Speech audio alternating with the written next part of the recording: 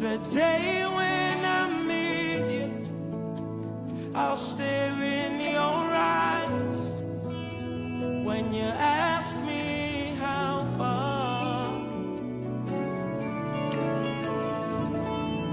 I'll say, Jesus, I tried. You are my purpose for being alive. All the glories of this world do not compare to the day when I meet you. I'll stare in your eyes when you ask me how far. I'll say, Jesus, I tried. You are my purpose for being alive. All the glories of this world do not compare to the day when I meet you. Amen! Blessed evening po sa bawat isa at magandang hapon po. Tayo po ay nasa 35th day na ng ating prayer and fasting. Bago po tayo magsimula at awitan po muna natin ng ating Panginoon at sabay-sabay po tayong magpuri sa Panginoon. Samahan niyo po ako, lalo-lalo po yung mga nasa FB Live po. Umawit po tayo sa Panginoon. Hallelujah! Tunay nga po na tapat ang ating Panginoon. Hallelujah!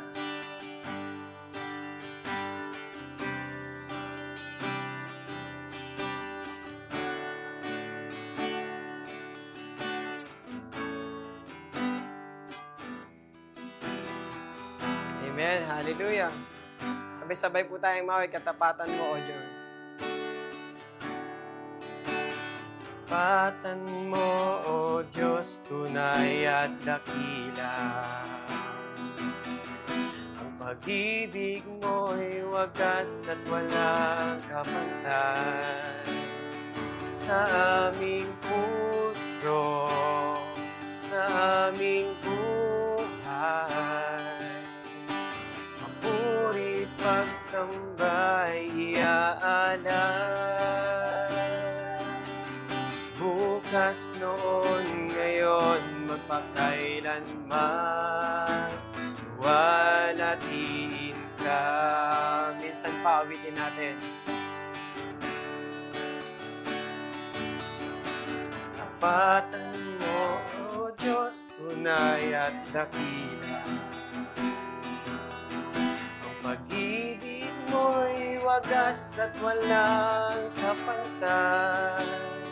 Sa aming puso, sa aming buhay, papuri't pagsambay iaalay. Bukas, noon, ngayon, magpakailanman, luwalhatiin ka.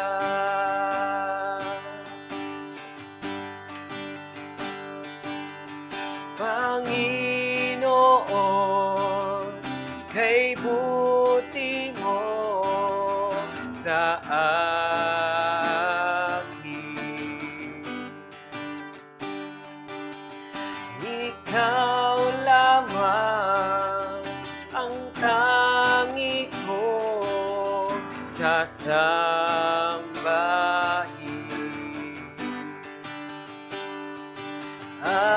Aawitan kita at pupurihin,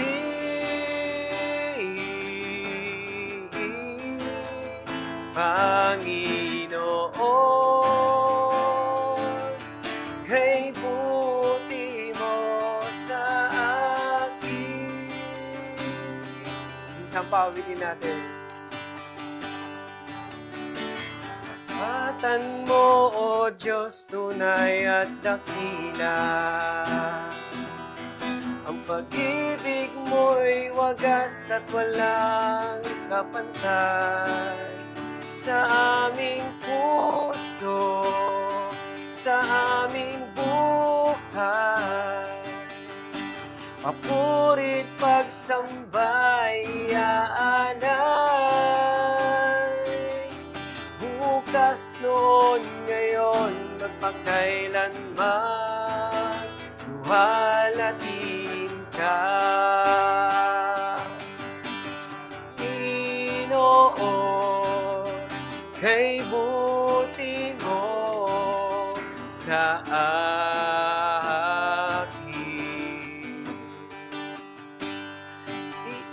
Ikaw lamang ang tangi kong sasambahin.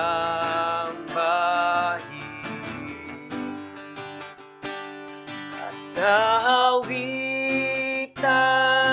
kita at pupurihin,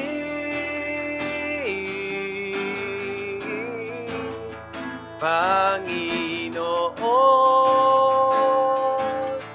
kay buti mo sa akin o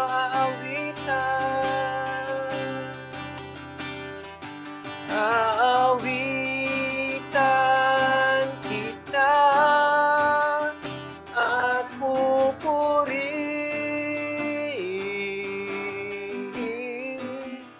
Panginoon, kay buti mo sa akin aawitan. Aawitan kita at pupurihin,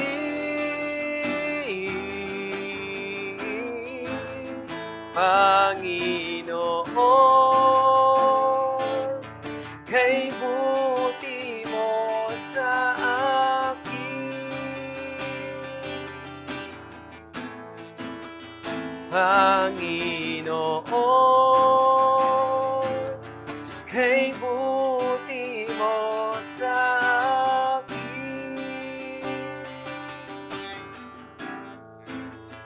Panginoon,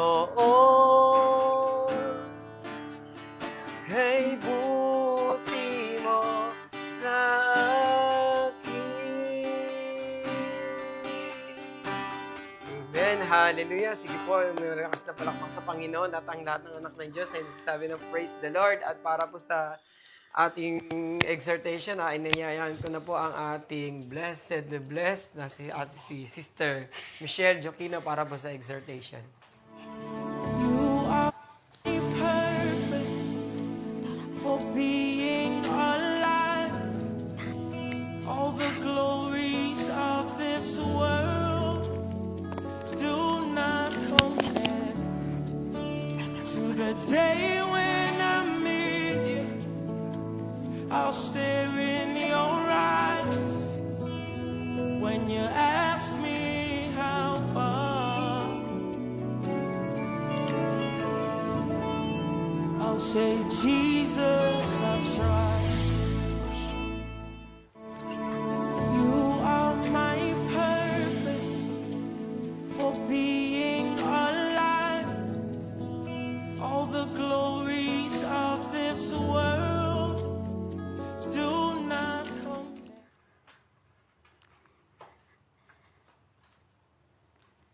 Hallelujah! Praise and glory to God. Hallelujah!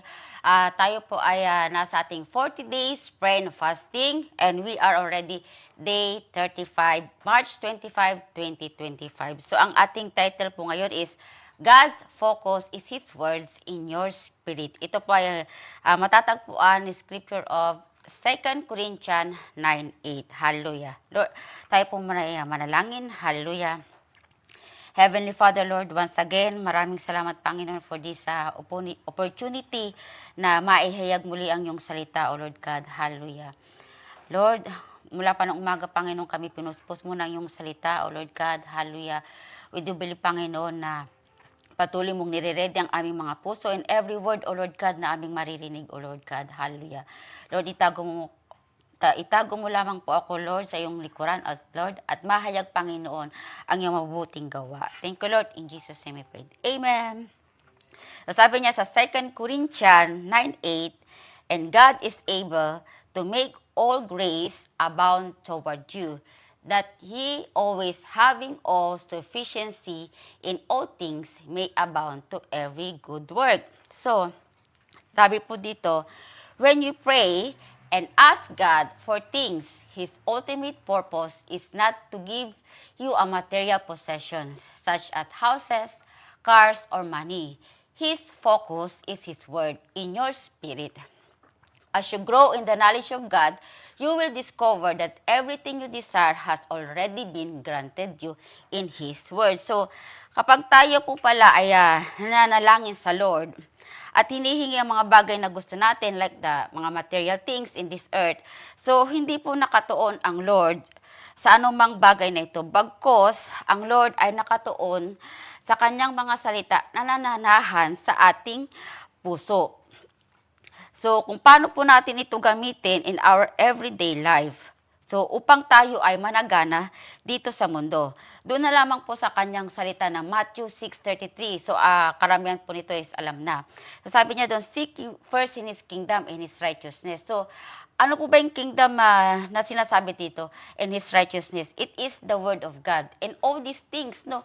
So, ang mga hinihiling natin sa Lord, kayang-kaya pong ibigay ng Panginoon yan. Yung pawang, lang yan karagdagan additional na lang po yan sa mundo. Pero ang gusto ng Lord, makita niya na nilalakaran po natin ang kanyang salita. So sabi niya dito, He already said in 2 Peter 1:3, according as His divine power hath given unto us all things that pertain unto life and godliness through the knowledge of Him that hath called us to glory and virtue. So this understanding will transform your prayer life and the content of your prayers. Instead of focusing on asking for things, your prayer times become moments of fellowship with God because you don't have the consciousness of need. So, habang tayo po pala ay palago ng palago sa kanyang mga salita, there's so many ways naman po talaga kung paano tayo lumago sa kanyang salita. No? Andyan po yung, syempre, number 1 po, we need to meditate the Word of God. So, andyan din po yung, meron din po tayong life group na inaatinan. Meron din po yung pag-attend natin sa church. So, and have a fellowship with the other brethren. So, sa kanyang paglago po ng kanyang salita, so, lumalago tayo sa pananampalataya natin because we know that God are given to us everything. As we grow in the stature of God, ay mas lalo po nating didiskubre sa kanyang mga pangako ay totoo, kayamanan na anumang dinidesire ng ating puso ay kanya na pong ipinagkaloob. So, He had already given us the power. No, ang kailangan lamang po natin talaga is to have faith in His Word. So, sabi niya rin po sa kanyang, let's continue po. We have to emulate the way of our Lord. Jesus lived when He walked on earth and He had no consciousness of lack. What a glorious way to live! When you know that everything you need flows from your union with Him, the Bible says, God is faithful, by whom you were called unto the fellowship of His Son, Jesus Christ our Lord. So, sa kanyang kapangyarihan po, sasabi niya sa second, tinitingnan lang po natin ang yung buhay ng Panginoon na siyang tingnan na lang po natin na ang buhay ng Panginoon nung siya po ay nabubuhay pa sa mundo. Hindi niya po inisip ang kanyang kakulangan. So, naalala ko lang din po nung napanood ko po yung The Chosen. Kung sino pong nakapanood na to, no, talagang ang Lord po no, nung they're having talagang gusto nilang gawin yung mission nila to spread the good news of the good news. So, kahit milya-milya po yung kanilang pinupuntahan, hindi po nila nakikita na may kakulangan sa kanila. Kung ano lang po yung dala nilang pagkain or tubig, no, hindi po sila nagkulang. Kasi ang gusto lang po nila is to spread the good news of God. So, ang Lord po talaga may kasapatan sa ating buhay. So, masarap po na mamuhay na walang kakulangan or lackness sa lahat ng aspeto ng ating buhay. Yung may kakontentment po tayo kung anong meron tayo na pinagkaloob ng Lord. Kaya sabi niya sa kanyang salita, God is my shepherd, I am lack nothing. Kasi ang Lord ay higit at sapat na sa ating buhay. Sabi niya rin po sa 1 Corinthians 1:9, God is able, is faithful by whom ye are called unto the fellowship of His Son, Jesus Christ our Lord. Sabi niya, this means you have been brought into a divine partnership, a family union with Christ. If this is virtue, and thank God it is. What could you ever lack? Sabi niya, God has already provided everything you'll ever need for life and godliness through His Word. The key is to have the Word of God dwelling in you richly. So, masarap po maging partner ang Panginoon. So, God can provide whatever we need sa ating buhay. Sabi nga niya po sa kanyang salita, very popular na po sa atin to that, God will supply all our needs according to His riches and glory. Kaya pong isupply ng Lord ano man ang ating hilingin na sa pangalan niya. Siya na Diyos na mayaman. Hallelujah. Na nagpakahirap upang tayo po ay sumagana dito sa lupa. So, ang susi lang po sa ating matagumpay na buhay ay yung yumaman sa kanyang salita. So, sabi niya po dito, Jesus said, a good man out of the good treasure of his heart bringeth forth good things. In Matthew 12:35. And sabi din po ni Paul, dito, we have this treasure in earthen vessels in 2 Corinthians 4:7. Kung babasahin po natin yung full verse po nito, this treasure is the word of God stored in your heart, which has the power to produce or create anything and everything you need. That's where the house, car, spouses, children, and every other blessings come from. So the word of God is in you. When you're full of the Word, you carry within everything you need for health, success, prosperity, and victory in this world.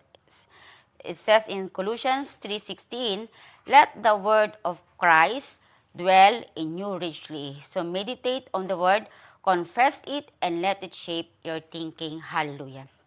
Sabi niya rito, no, ang totoong yaman po pala dito sa mundo ay hindi po yung material na nakikita ng ating mga mata, kundi ang salita ng Panginoon na nasa ating puso. Kapag meron po tayong salita ng Panginoon, madali na lang po ang buhay. Kaya ingatan po natin ang ating mga puso, anumang pangako ng Lord na ating pinanghahawakan, sapagkat kaya po nitong baguhin ang ating buhay.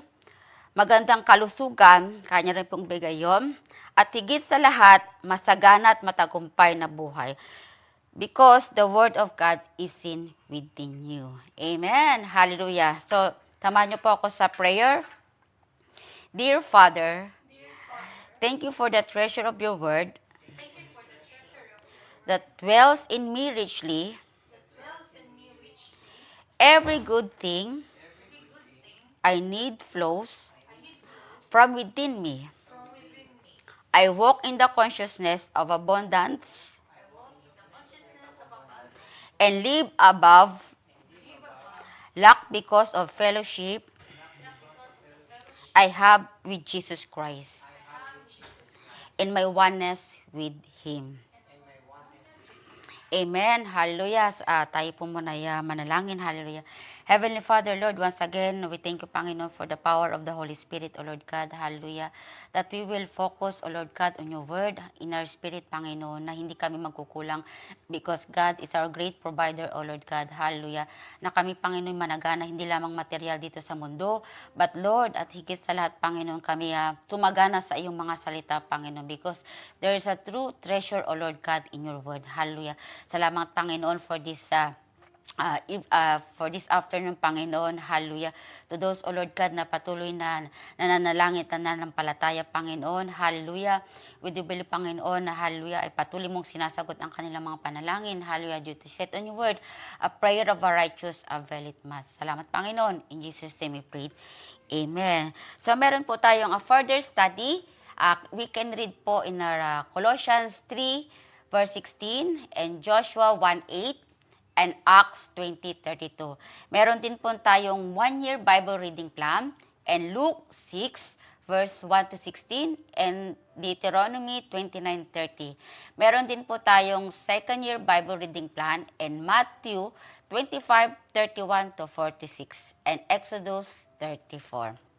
So, thank you po, Pastor Chris, and to all the people who are watching in the Facebook Live, and see you again po tomorrow at 6 a.m. for morning devotion and 5:30 p.m. for evening devotion. God bless po.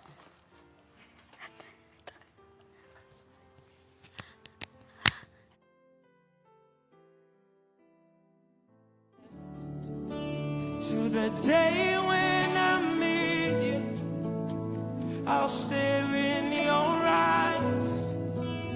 When you ask me how far, I'll say, Jesus.